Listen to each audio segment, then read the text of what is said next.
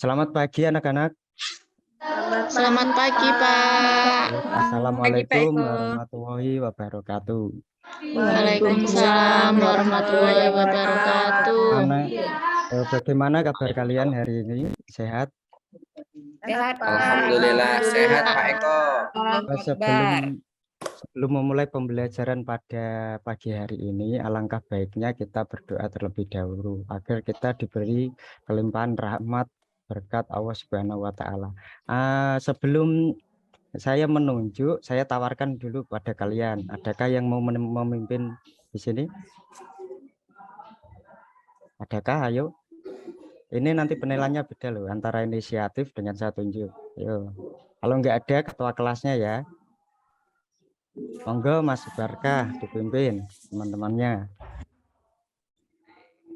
Ya baik, siap Pak Eko. Teman-teman, marilah kita berdoa sejenak. Semoga kita dilancarkan dalam menuntut ilmu pada pagi hari ini. Doa menurut agama dan kepercayaan masing-masing dipersilahkan.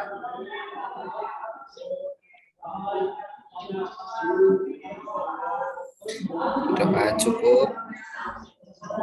Baik, terima kasih Mas Barkah. Baik, sebelum memulai pembelajaran hari ini, saya presensi dulu sekaligus mengecek kalian sudah siap belum melaksanakan pembelajaran pada pagi hari ini. Nah, dengarkan instruksi Bapak ya. Nanti ketika saya panggil, yang pertama jawab hadir, yang pertama. Kemudian yang kedua jawab datang. Yang ketiga jawab hadir. Yang keempat jawab datang. Paham ya anak-anak? Paham, Pak. Ya? Paham, Pak. Yang pertama, Vina Amalia. Hadir, Pak. Sylvia Citra. Datang, Pak. Iswatun Hasanah. Hadir, Pak. Ahmad Indarto. Datang, Pak. Nah, ini harusnya apa teman-teman? Harusnya apa teman-teman? Hadir. Ayo sudah satu ini. Kemudian ini hadir ya. Saptiani. Datang Pak Eko. Winda Mahartika. Winda. Winda apa? Enggak kedengeran. Berarti hadir ya. Nirpita Reza. Datang, Pak. Nah, Selviaris. Selviaris. Hadir. Coba rekah. Datang, Mbak. Oke. Kelasnya ini sangat konsentrasi sekali ya. Baik, yang kegiatan pembelajaran yang pertama hari ini saya akan paparkan dulu tentang, saya share screen dulu ya anak-anak.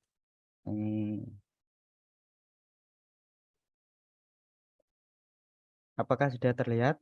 Sudah terlihat anak-anak? Sudah, Pak Eko. Sudah Pak Ya. Eko.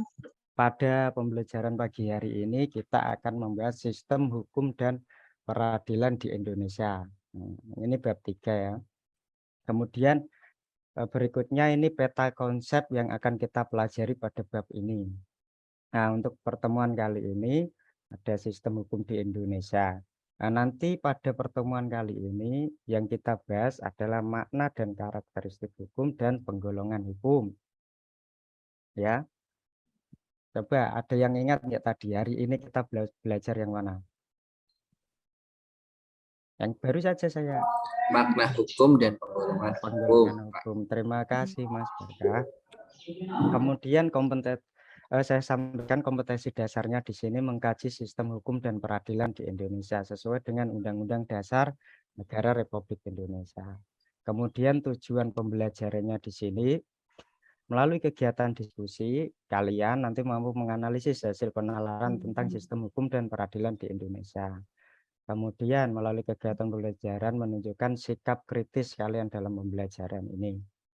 Kemudian melalui presentasi nanti peserta didik atau kalian mampu menyaji hasil penerapan tentang sistem hukum dan peradilan. Kemudian pembelajaran peserta didik menunjukkan sikap disiplin pada sistem hukum dan ditunjukkan siswa dengan tertib aturan. Iya, kita masuk ke materi yang pertama ya, anak-anak, tentang sistem hukum di Indonesia. Yang pertama, makna dan karakteristik hukum. Nah, baik. Sebelum kita mulai membahas apa sih itu makna dan karakteristik hukum itu. Coba kalian ada enggak? Kita belajar dulu. Coba kalian secara sederhana jelaskan apa sih hukum itu. Ayo siapa yang mau mendefinisikannya? Nah, Saya nanti Pak kita Eko. konfirmasi. Ya, silakan Saya Safi. Pak. Pak Eko. Saya ya Pak Silakan Eko. Safi. Ya. Oke, hukum adalah peraturan-peraturan yang bersifat memaksa yang menentukan tingkah laku manusia dalam lingkungan masyarakat yang dibuat oleh badan-badan resmi yang berwajib. Seperti itu, Pak. Luar Nah, biasa. terima kasih, Bapak. Beli tepuk tangan untuk Mbak Sati. Luar biasa. Ada yang mau mengutarakannya lagi? Enggak apa-apa. Enggak harus itu ya. Enggak harus benar karena memang untuk hukum sendiri itu banyak pengemukakannya atau yang merumuskannya. Nah, nanti kita kan satu-satu nanti kita coba setelah Bu Sapti siapa lagi, nanti kita coba cross check pendapat kalian itu nanti masuk ke pendapatnya siapa, seperti itu. Ada lagi yang mau mengutarakan ini pendapat Saya Pak. siapa? Ayo yang pertama. Nurvita, Mbak Nurvita, ya silakan. Oke, Pak Eko. Kalau menurut saya, hukum itu adalah suatu peraturan yang bersifat memaksa. Kemudian sebagai pedoman tingkah laku manusia dalam masyarakat yang dibuat oleh lembaga yang berwenang, Pak Eko. Iya, luar biasa ini pendapatnya Mbak Nurvita. Berikan tepuk tangan untuk Mbak Nurvita. Nah, kemudian sekali lagi, satu orang lagi sebelum nanti saya jelaskan biar tidak gambarnya tidak masih awang-awang seperti itu ya.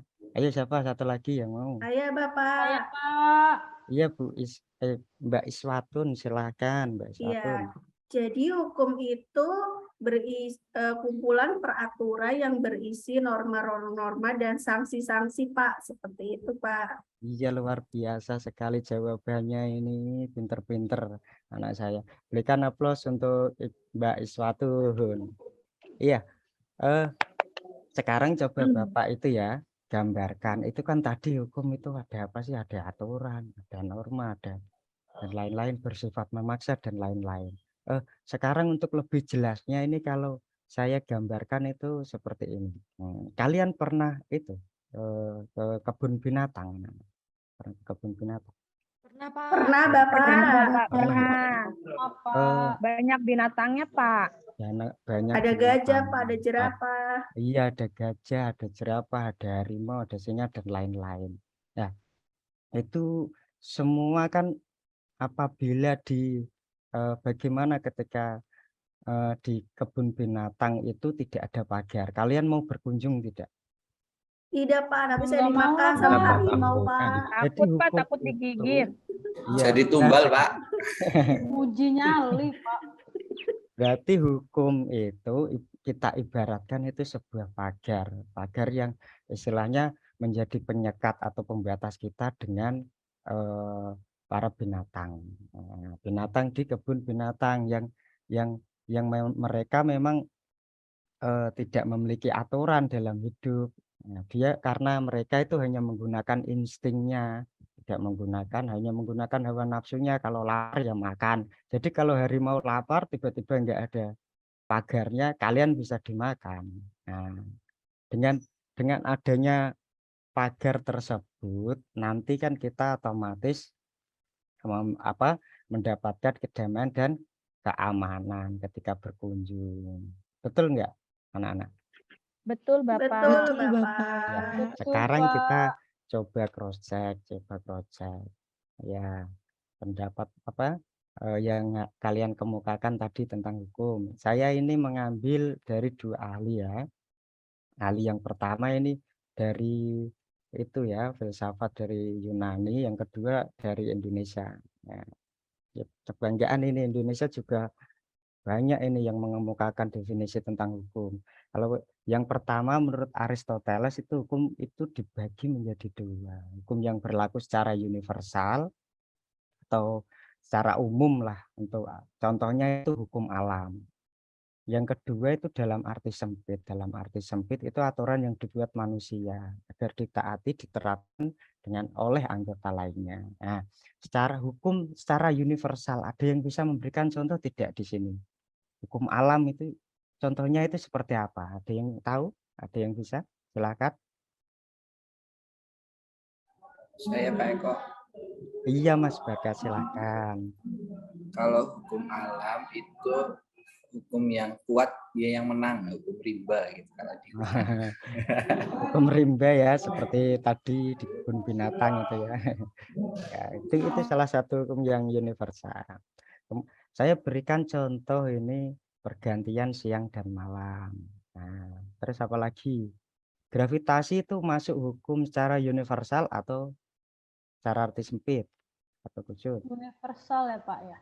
Iya, hukum gravitasi. Universal. Ya, karena hukum ini berasal dari Tuhan atau hukum yang berlaku selalu dan ada di mana-mana karena hubungannya itu dengan hukum alam. Kalau Ya, hukum karma, hukum alam bukan Bapak. hukum karma itu hukum yang tidak tertulis, itu hukum kebiasaan. Terima kasih Bapak. Iya, Silvi, pertanyaan yang bagus. Hidup dan Kemudian, mati, Pak, itu hukum alam bukan, Pak? iya, hukum alam itu kan berasal dari Tuhan. Iya, Pertanyaan terima yang kasih, sangat Pak. bagus, Iswan. Ya, saya Bapak lanjutkan ya untuk pengertian hukum menurut Profesor Dr. Muhammad Ali. Seperangkat kaidah atau ukuran yang tersusun dalam suatu sistem menentukan apa yang boleh dan tidak boleh dilakukan manusia bagi warga negara dalam kehidupan bermasyarakat.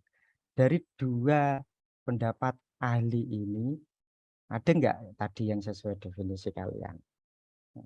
Sebenarnya ada, kalau tidak ada di sini sebenarnya ada di, itu nanti buat tugas kalian untuk penilaian pengetahuan. Dalam mencari nanti kalian bisa identifikasi lah perbandingan definisi dari menurut ahli siapa dan ahli siapa, kan ada Immanuel Kant dan lain-lain, ada banyak itu. Dicari di internet itu banyak sekali. Ini Bapak cuma memberikan contoh 2 saja. Ya. Kemudian karakteristik hukum. Ya, karakteristik hukum ada yang mau membacakan ini silakan. Mbak Selviaris, Saya Pak. silakan. Iya, dibacakan. Ya, di sini ada 3 karakteristik hukum Pak. Yang Iya. pertama adanya perintah dan larangan. Terus hukum itu bersifat memaksa dan terakhir adanya sanksi Pak. Iya, baik. Adanya perintah dan larangan. Adanya perintah dan larangan itu ada yang bisa memberikan contoh. Ayo, kalau enggak, saya berikan contoh. Nanti kalian klasifikasikan ya. Pemerintah melarang wajib perintah atau larangan. Ada yang bisa menjawab. Pak, saya mau kasih contoh boleh, Pak? Ayo. Boleh. Iswa, Ya. silakan. Jadi kalau perintah itu misalnya kita tuh harus mentaati peraturan lalu lintas seperti itu, Pak. Kalau larangan itu kita tuh tidak boleh mencuri seperti itu, Pak. Iya, bagus sekali jawabannya. Ada perintah dan kalau itu pemerintah menerapkan wajib pajak itu termasuk perintah atau larangan? Ada yang tahu? Perintah Pak. Perintah, Bapak. Perintah ya. Kalau peraturan lalu lintas untuk pengendara sepeda motor tidak boleh melewati trotoar. Larangan, Itu perintah Pak. apa larangan? Larangan, Pak. Larangan. Larangan. Kemudian bersifat memaksa. Ada yang bisa menjelaskan artinya bersifat memaksa itu seperti apa? Ada yang tahu? Semua orang harus menaati, Pak. Harus menaati ya, tidak bisa diganggu gugat. Misalkan Jika ada dilanggar peraturan, mendapatkan sanksi, Bapak. iya betul sekali. Kemudian kita tadi kan sudah memberikan contoh ya di lingkungan masyarakat. Coba kita perkecil lagi di lingkungan sekolah. Ada yang tahu perintah dan larangan di lingkungan sekolah yang bersifat memaksa? Hmm. Saya Pak Saya, tahu. Pak, saya. Iya, Mbak Sapti silahkan. Oke, terima kasih Pak. Kalau di sekolah perintahnya itu kita harus mematuhi tata tertib yang berlaku. Contohnya pemakaian seragam, Pak. Iya, pemakaian seragam sesuai harinya ya. Iya, Pak. Masa hari Senin nanti pakai baju Pramuka siapa? ya, Ayo, Pak. pramuka. Itu kan biasanya nggak sesuai. Biasanya pramuka itu kan di hari-hari akhir ya, hari Rabu, Jumat, Kamis atau Jumat. Biasanya seperti itu. Kemudian adanya sanksi ya. Tunggu sebentar. Di sekolah kecil lagi lo. Nah, ternyata sama nih, kalian itu sangat hubungannya itu sangat erat dengan hukum. Kalian itu nggak bisa lepas dari hukum. Di lingkungan keluarga sekarang, bahkan kalian tidur pun, kalian ngapa-ngapain itu semuanya tidak terlepas dari hukum. Di lingkungan keluarga, ada yang bisa memberikan contoh di lingkungan keluarga? Ini perintah apa larangan, Pak? Iya, sama perintah larangan bersifat memaksa. Perintah contohnya seperti apa, larangan contohnya seperti apa. Pak, saya kasih contoh perintah ya, Pak, kalau di lingkungan keluarga, Pak. Iya, di Misal, lingkungan Pak, di aja lingkungan gimana? keluarga, Pak, perintahnya, Pak, kalau Nanti di habis lingkungan apa, Pak? habis makan. Kalau perintah di lingkungan keluarga, kalau habis makan itu wajib langsung cuci piring, Pak. Iya, betul sekali. Itu adanya perintah berarti yang mengesahkan tentang hukum itu kepala pemerintahan. Kepala pemerintahan di keluarga itu siapa? Ada yang tahu? Orang tua, Bapak. Orang Orang tua. tua, bapak dan ibu ya. Kemudian adanya sanksi. Nah, kita ini materinya dasar tapi biar kalian paham ya, biar kalian itu nanti di kehidupan sehari-hari, oh ternyata seperti ini tahu hukum yang dikatakan Pak Eko itu. Nah, adanya sanksi, ada yang bisa menjelaskan adanya sanksi. Sanksi itu apa sih? Sanksi. Hukuman, Pak. Hukuman, Pak. Hukuman bagi yang melanggar, Bapak. Hukum tambah imbuhan jadi hukuman ya. Jadi sanksi itu hukum dan imbuhan gitu ya. Bukan. Itu tidak salah, itu benar karena itu istilah umum yang memang secara keseluruhan kita memang sudah memahaminya. Kalau lebih tepatnya sanksi itu akibat dari perbuatan kita melanggar hukum. Akibatnya coba misalkan ada suatu peraturan hukum itu tidak ada sanksinya. Itu kira-kira ada dampaknya enggak untuk kehidupan kita? Contoh tadi misalkan Mbak Selvi itu adanya perintah itu ketika selesai makan harus mencuci piring. Nah, itu misalkan tidak ada sanksinya, mungkin nggak nanti Mbak Selvi itu melakukan cuci piring lagi? Enggak lah, Pak, Yakin malu. tidak tuh, Pak. Tidak toh. Nah, pasti kan adanya sanksi Jadi dari walaupun numpuk itu. iya, walaupun itu berupa teguran, walaupun itu berupa hal-hal yang kecil lah, nanti tidak mendapatkan uang saku sekolah. Nah, itu kan suatu sanksi itu akibat dari perbuatan hukum yang kalian langgar seperti itu. Nah, sampai ini paham ya anak-anak ya? Paham, Pak? Paham, Pak. Nah, kemudian saya lanjut. Penggolongan hukum, ada yang mau membacakan? Siapa? Yang membacakan? Iya, Pak. Iya, Mbak Reza, silakan dibacakan. Penggolongan hukum ini ada 4. Yang pertama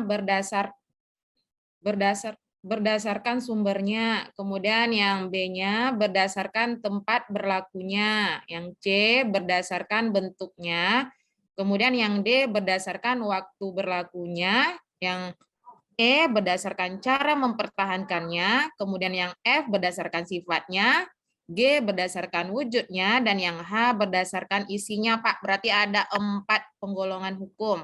8, maaf, Pak. 8. Berarti saya kira tadi tidak konsentrasi, ternyata sudah dikonfirmasi.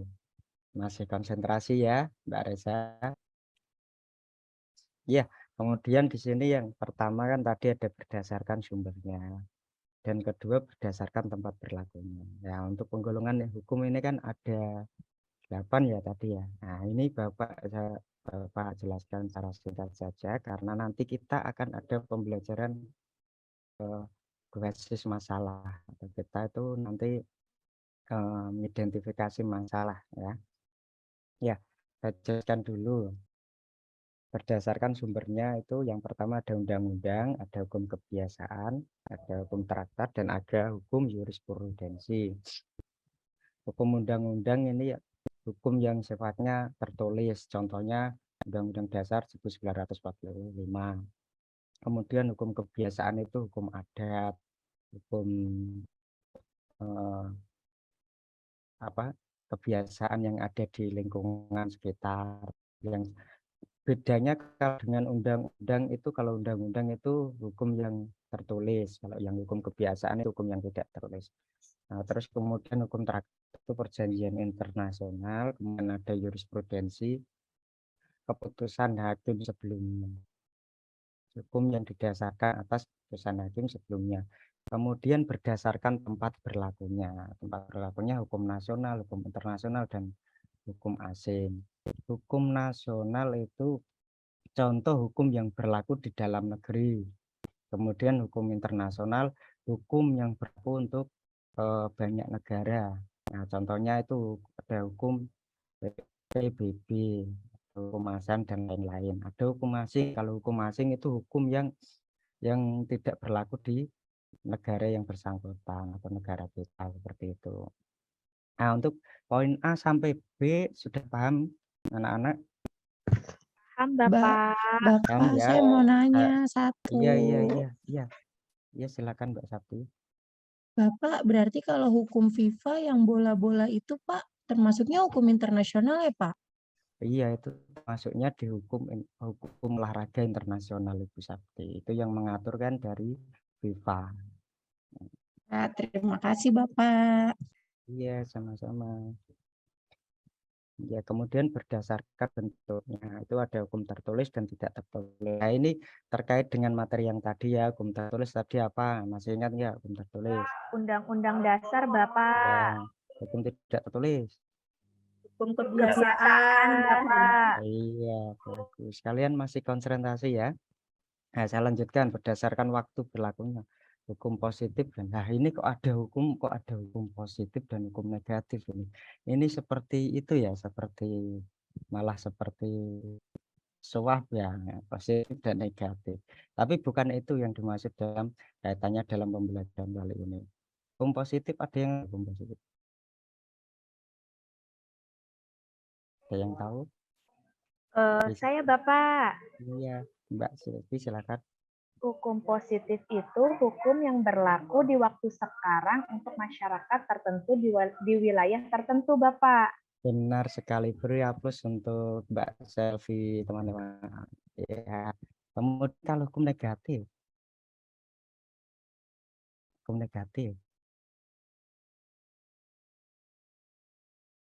Belum tahu, Bapak.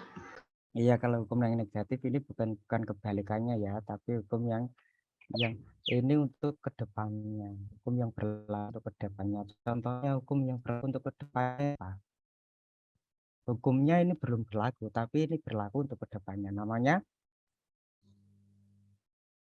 RUU ya Pak? RUU, benar sekali.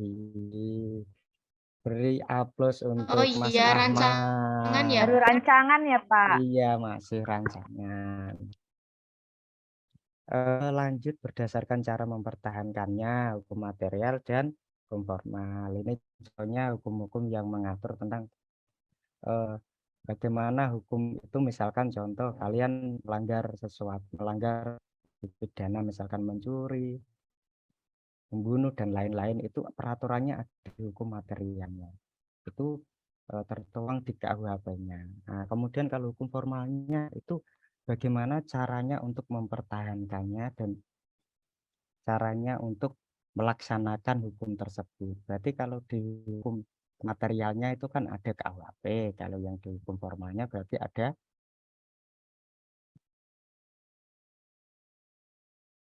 acara pidana, KUHP. Berarti cara pemrosesan hukumnya itu kan melalui acara pidananya. Nah, kemudian ini sudah paham ya tentang berdasarkan cara mempertahankannya ya. Paham, Bapak. Sudah paham, Pak. Nah, kemudian berdasarkan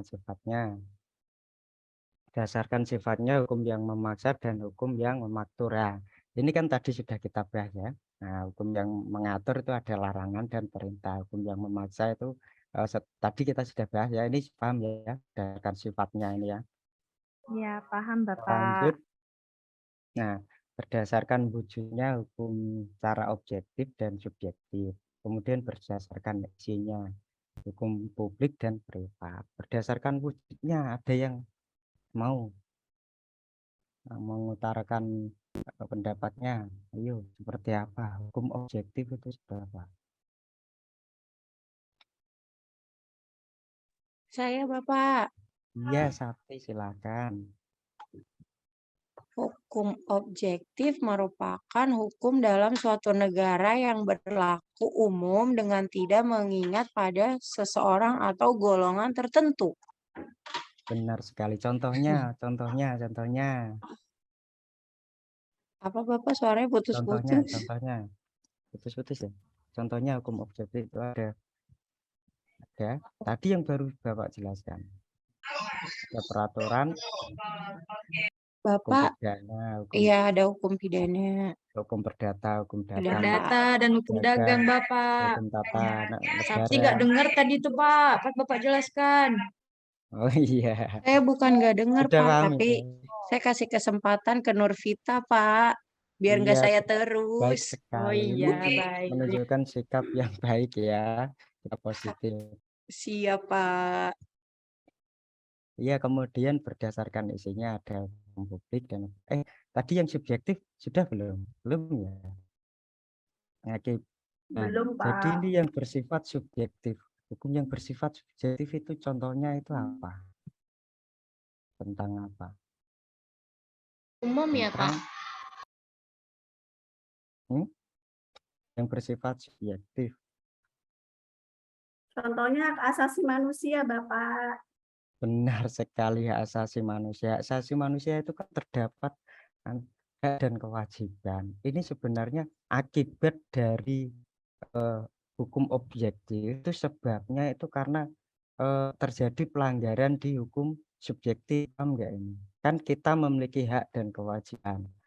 Nah, ketika itu dilanggar, itu pasti kita akan memperoleh sanksi yang berupa objektif, secara objektif. Paham ya ini Bapak Ibu ya? Kita kan Paham, memiliki Bapak. hak dan kewajiban kita, misalkan dalam beragama ya kita beragama.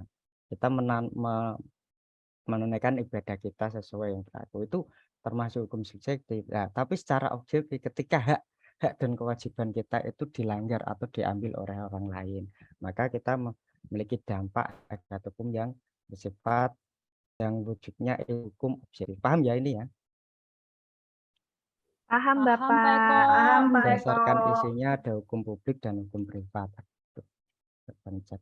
Nah, hukum publik tadi kan sudah, ini saya percepat saja ya. Hukum publik itu hukum yang bersifat umum dan hukum privat itu hukum yang mengatur antara perorangan. Hukum publik ya tadi contohnya hukum pidana, hukum perdata dan lain. Kalau hukum privat itu hukum perjanjian, hukum apalagi perdata pernikahan, hukum intinya antara pribadi satu orang dengan pribadi yang lain yang tidak menyangkut ditetapkannya oleh masyarakat umum. Misalkan kalau mencuri semuanya ya sama, kalau mencuri dihukum seperti itu. Tapi kalau hukum privat kan ada yang mengatur. Misalkan saya melakukan perjanjian ini, saya boleh mengambil tanpa persetujuan orang lain. Lah itu termasuk hukum privat kalau sudah ada aturannya. Misalkan ada perjanjian, nanti boleh mengambil ketika Bapak si A boleh mengambil, itu termasuk hukum privat. Jadi hukum yang mengatur antara orang satu dengan orang lain. Lanjut ya. Nah, sekarang saya bagikan ini lembar kerja kalian. Nah, nanti kalian itu coba kalian identifikasi masalah dengan ini. Kalian coba cari berita. Silakan ambil di internet, surat kabar, koran, berita dan lain-lain. Tapi syaratnya ini yang beritanya yang terbaru ya, yang viral atau yang baru-baru ini. Jangan lama-lama sekali. Nah, kemudian kalian coba telaah kasus tersebut. Kemudian yang kaitannya dengan pelanggaran hukum di Indonesia ya. Nah, kemudian yang kalian telaah itu coba kalian temukan, diskusikan dengan anggota kelompok kalian berdasarkan berita telah kalian baca, kemudian kalian diskusikan dan kaitkan dengan materi ya, jangan lupa. Kemudian menurut hasil diskusi kalian presentasikan. Nah, ada pertanyaan untuk yang ini? Tidak, Bapak. Belum ada ya. Nah, kemudian kita bagi menjadi 4 kelompok ya, anak-anak. 4 kelompok. Nah, kita bagi 4 kelompok. Nanti presensi yang ganjil itu dapat kelompok 1, 3, presensi yang genap dapat kelompok 2 dan 4. Iya. Ya, saya beri waktu 30 menit dari sekarang. Silakan kerjakan. Baik, Bapak. Ya, waktu sudah selesai. Ada silakan dari kelompok perwakilan. Ada yang mau mengutarakan hasil LKPD-nya? Saya, Bapak. Hasil analisisnya. Ya. Ini kelompok berapa ini? Saya kelompok 2, Bapak. Iya, Pak. Satu kelompok ya. sama saya itu, Pak. Ya, sama Selviaris, Bapak. Sama Sapti juga, Bapak. Sama saya juga, Pak. Sapti cuma numpang nama doang nih, Sapti. Iya tuh, kebiasaan tuh, Pak. Udah nggak diinin lagi tuh. Emang dia begitu Baik, terus. Bapak. Ini hasil diskusi dari kelompok 2. Saya akan mempresentasikan bahwa kasus yang ditemukan di kelompok 2 yaitu kasus kerangkeng Bupati Langkat, Bapak. Kemudian, luar biasa ini. Ya, jadi pada kasus kerangkeng Bupati Langkat ini kaitannya dengan materi sistem hukum dan peradilan di Indonesia adalah merupakan pelanggaran hukum di Indonesia dan tentang bagaimana sistem hukum di Indonesia berjalan terkait dengan kebijakan pemerintah Kabupaten Langkat yang sebelumnya itu sebagai tempat rehabilitasi masyarakat yang terkena kasus narkotika, Bapak. Kemudian dijadikan sebagai tempat eksploitasi manusia yang berujung menelan korban jiwa. Serem banget, luar Bapak. Biasa. Luar biasa ini identifikasi dari kelompok Bu Silvi. Beri aplaus untuk kelompoknya Bu Silvi. Ayo, kelompok lain ada yang mau menanggapi tidak? Kalau nggak ada yang menanggapi, lanjut presentasi dari kelompok berikutnya.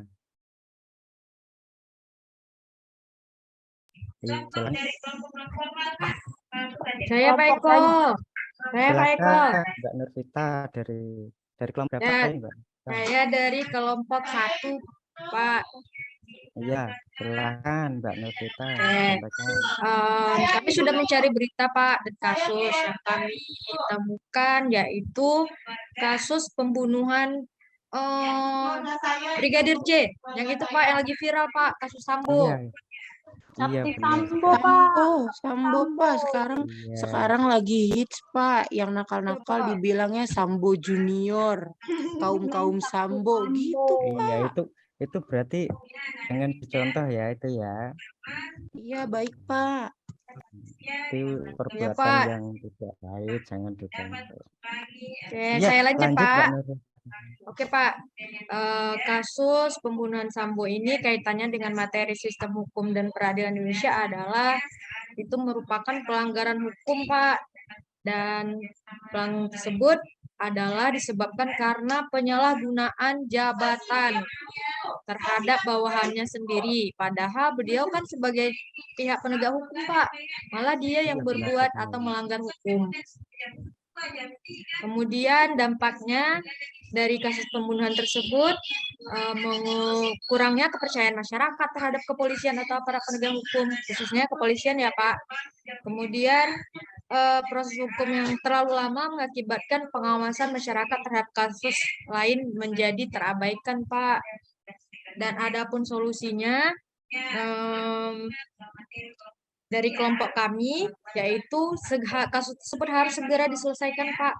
Dan kasus tersebut tidak boleh pandang bulu, mentang-mentang polisi, jadi dilama-lamain, Pak. Harusnya lebih cepat dan supaya keadilan itu cepat ditegakkan. Gitu, Pak, presentasi dari Iya, kelompok luar 1. biasa dari kelompok 1. Terus untuk kelompok 1.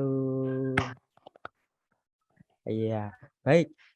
Semuanya sudah presentasi ya. Nah, kemudian ini nanti terkait dengan penilaian keterampilan kalian ya.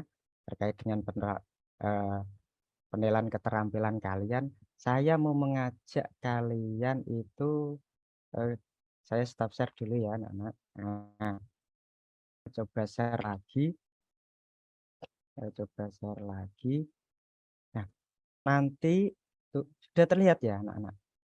Udah Pak, udah. Sebentar. Nah, sudah terlihat ya. Nah, nanti tuh hasil dari diskusi kelompok kalian. Nah, kalian tuangkan di Google Sheet. Nah, nanti kalian bisa buka websitenya itu set.google.com ya. Nah, sampai ini sudah paham semua? Sudah paham ya? Udah Paham Pak. Pak. Yang baru saja kalian kerjakan tadi, yang baru saja kalian presentasikan.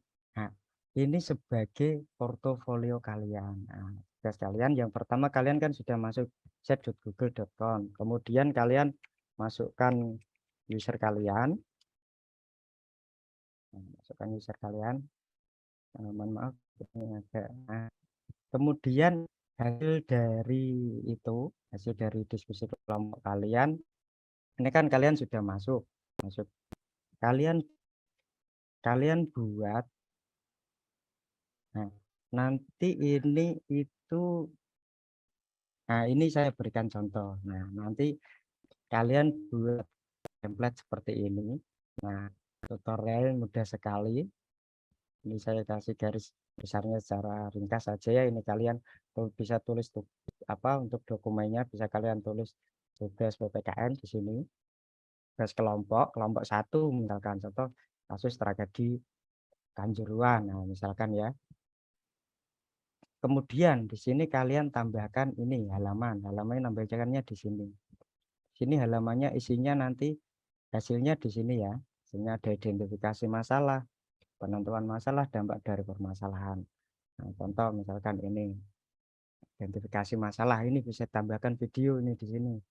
Nah, ini kan tentang Aremania mengutuk aksi petugas melempar gas air massa. Nah, ini kalian identifikasi masalahnya. Jadi karena kerusuhan antar supporter atau ini penegak hukum yang sembarangan ini, contohnya seperti itu ya. Sampai Siap, Bapak. ini ada pertanyaan. Nah, ini nanti masuk ke keterampilan kalian. Ini nanti untuk kedepannya ini salah satu kalian itu belajar menulis. Nah, ini kan kalian sudah SMA, nanti otomatis ketika mahasiswa kalian akan sering dihadapkan dengan hal-hal seperti ini, membuat makalah, membuat review, dan lain-lain.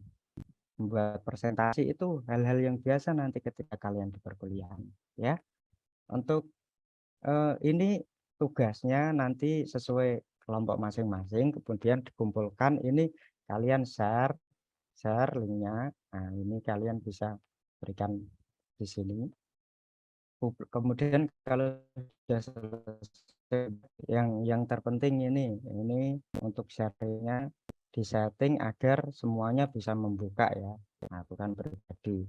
Nah, semuanya bisa membuka. Baik. Nah, untuk pembelajaran pada pagi hari ini saya kira cukup ya. Sudah cukup. Nah, untuk pembelajaran pada siang hari ini ada yang mau memberikan kesimpulan apa saja kegiatan pada pagi hari ini. Ayo, siapa? Saya, Pak. Saya, Pak. Saya. Saya, Pak. Iya, silakan Mbak Vina yang duluan tadi. Ya, yang kita pelajari hari ini yaitu tentang sistem hukum dan peradilan di Indonesia, Pak. Dengan subbab sistem hukum di Indonesia yang berisi tentang makna, karakteristik hukum, dan penggolongan hukum, Pak. Iya, ada yang masih lagi satu tuh tentang kesimpulan pembelajaran pada hari ini. Saya Bapak tambahin Iya. ya. Iya, Sakti silakan. Pada kegiatan pembelajaran ini kita juga berdiskusi kelompok dengan mencari masalah-masalah terbaru yang ada di Indonesia dan mempresentasikannya di depan kelas, Pak. Iya, terima kasih Bu Sakti. Kemudian ini yang terakhir sebelum Bapak tutup ini, ada yang bisa merefleksikan. Nah, merefleksikan itu kegiatan apa saja sih kita ini dan nanti kedepannya untuk apa, dan yang masih kurang dari Bapak dalam mengajar itu apa? Ayo silakan. Siapa? Pak, putar video dong, Pak, minggu depan, Pak. Iya, selfie. Minggu depan kita akan memutar video hasil dari itu ya. Iya, Pak, biar nonton. Identifikasi kalian. Untuk refleksi. Bapak, saya lagi boleh nggak Pak refleksi? Boleh, Pak, kan boleh, soalnya boleh. saya yang juara 1 di kelas. Iya, betul Juara 1 sekali. dari belakang. Dasar Sakti. Memang. Tuh kan Pak Iya, tuh. iya, silakan, Sylvie sama silakan. Selfie suka mau nyalip-nyalip saya, Pak. Padahal saya terus yang ranking 1, Iya. Pak.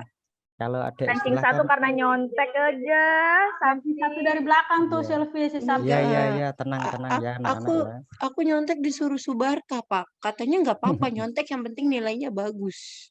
Itu salah satu penerapan sila ketiga yang negatif. Iya, Persatuan Pak. Indonesia, tapi yang negatif ya, jangan ya kalau yang negatif. Sebenarnya, Itu benar, Pak. itu penerapan dalam Iya, sila kita. bersama-sama Cuma itu kan ya, secara Pak. negatif. Iya. Jadi itu gotong royong, tapi itu negatif. Sama-sama kita ke jurang, Pak. Iya, silakan Mbak Sakti. Oke, saya ya Pak. Pada pembelajaran kita hari ini, kami semua cukup jelas dengan penjelasan yang telah Bapak Eko berikan terhadap materi dengan diskusi kelompok. Kita semua memahami materi dengan bukti kasus secara nyata karena Pak Eko telah memberikan contoh-contoh realnya tadi. Nah, untuk kedepannya pembelajaran lebih sering dikaitkan dengan kita sehari-hari ya Pak, biar kita lebih paham. Contohnya dengan memberikan video. Yang tadi Selfie Iya. bilang, Pak. Sama aja. Sama kan kita Iya. sama. Terima kasih, beri apa yang meriah untuk Mbak Selfie, Mbak Sakti, dan Selfie dan kalian semua. Dapat Iya. 100 ya, Pak. Iya. Saya 101 ya, Nanti Pak. sebenarnya kalian itu sudah dapat nilai 100 semua loh sebelum mulai pembelajaran itu. Nah, kalian itu sebelum mulai pembelajaran saya kasih nilai 100 semua. Nah, tapi nanti tinggal ngurangnya aja pada saat proses pembelajaran. Ya, Seperti itu. gimana Pak Eko? Pada proses pembelajaran lah, misalkan nanti Mas Barkah tidur di kelas, saya pertahankan nilainya, pasti saya turunkan sedikit. Nah, misalkan 90, berapa seperti itu. Iya, untuk pembelajaran pada pagi hari ini cukup ya anak-anak. Baik, Pak Eko. Ya. Baik, Bapak. Ada Materi pembelajaran. besok pembelajarannya apa, Pak, materi besok? Iya, kita masih di bab 3 sistem peradilan dan hukum di Indonesia. Kita masuk ke yang bab B ya, kita mencermati tentang sistem peradilan dan hukum Indonesia. Kemudian kita menunjukkan sikap tentang peradilan dan hukum di Indonesia. Nah, Baik, Bapak. Kemudian ini sudah selesai ya. Ini sepertinya sudah lewat waktu saya. Nah, silakan sebelum saya tutup ada yang mau memimpin doa dulu.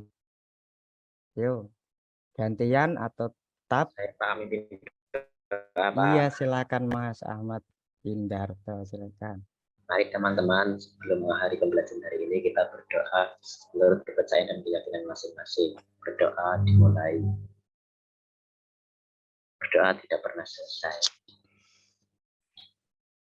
Iya, baik anak-anak semuanya pada pembelajaran pada pagi hari ini semoga bermanfaat bagi kita semua dan dalam kehidupan sehari-hari kita bisa menerapkan, mengaplikasikan, mengimplikasikan sesuai nilai-nilai Pancasila, terutama mari kita wujudkan tujuan nasional yang tertuang dalam alinea keempat tentang melindungi segenap bangsa Indonesia, mengajukan kesadaran umum, mencerdaskan kehidupan bangsa, dan ikut melaksanakan ketertiban dunia. Pada kegiatan kali ini kita itu masuk di kategori yang mencerdaskan kehidupan bangsa. Kita ada kegiatan kali ini sudah ya anak-anak ya. Saya tutup. Wassalamualaikum warahmatullahi wabarakatuh. Waalaikumsalam warahmatullahi wabarakatuh. Terima kasih Pak Eko. Terima kasih Pak Pak Eko. Eko. Jumpa lagi. Sampai jumpa Pak Eko. Sehat-sehat Pak Eko. Ketemu Pak Eko.